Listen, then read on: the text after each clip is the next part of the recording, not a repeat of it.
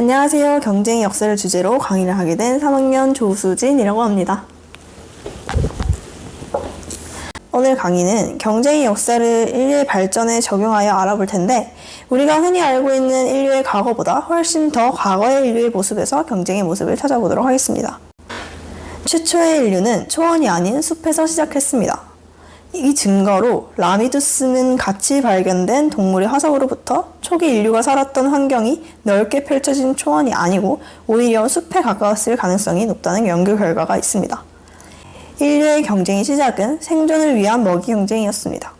현재와 다르게 그때 인류는 다른 동물의 먹이가 될 수도 있었기 때문에 신체적 조건이 매우 중요한 시기였죠. 이 종은 숲에서 생존하기에 불리한 신체 조건을 가지고 있어 새로운 생존 전략을 찾아야만 했습니다. 인류는 평지로 갔습니다.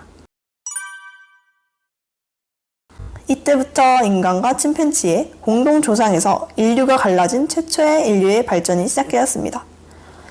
정글보다 더 위험한 공간인 평지는 포식자들의 눈에 아주 잘 띄었기 때문에 인류는 새로운 생존 방법이 필요해졌습니다. 진화 과정에서 제일 먼저 진화가 일어나는 곳은 뇌입니다.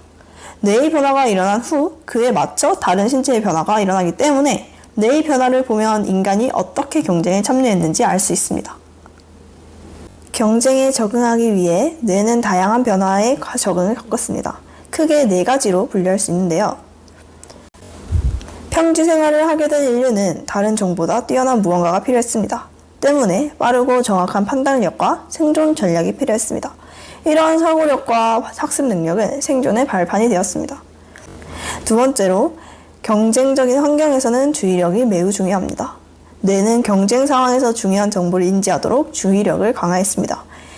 이는 경쟁적인 상황에서의 반응 속도와 성능 향상에 도움을 줍니다.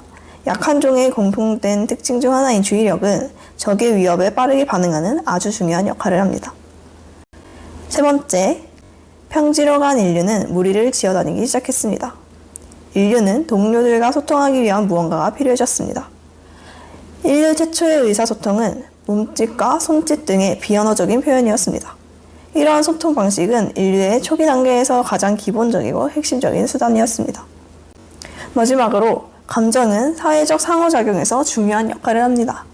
사람들은 감정을 표현하고 해석함으로써 다른 사람들과의 관계를 형성하고 유지할 수 있는데, 이러한 감정 조절 능력은 다른 사람들과 원활하게 상호작용하고 협력할 수 있는 능력을 갖추는 데 도움이 됩니다. 평지에서 서식하며 인류는 계속해서 발전했습니다. 두 발로 걷기 시작하고 내용량이 커지는 것은 물론 도구들을 사용하며 점점 우리가 알고 있는 과거 인류의 모습으로 다가가고 있죠. 인류의 이러한 변화는 현재 경쟁의 토대가 되었습니다. 초기의 경쟁 형태를 보면 식량과 자원, 주거 등이 가장 중요한 것을 보아 현재의 경쟁과 별로 다를 게 없어 보입니다. 삶을 더 편하게 살기 위한 노력이 인류를 이렇게 발전시킨 것이죠. 인류가 경쟁을 발전시킨 것 같지만 사실은 자연 선택의 일부입니다. 필연적으로 일어날 수밖에 없는 것이죠. 이번 강의를 제작하면서 경쟁에 대해 다시 생각해보게 되었습니다.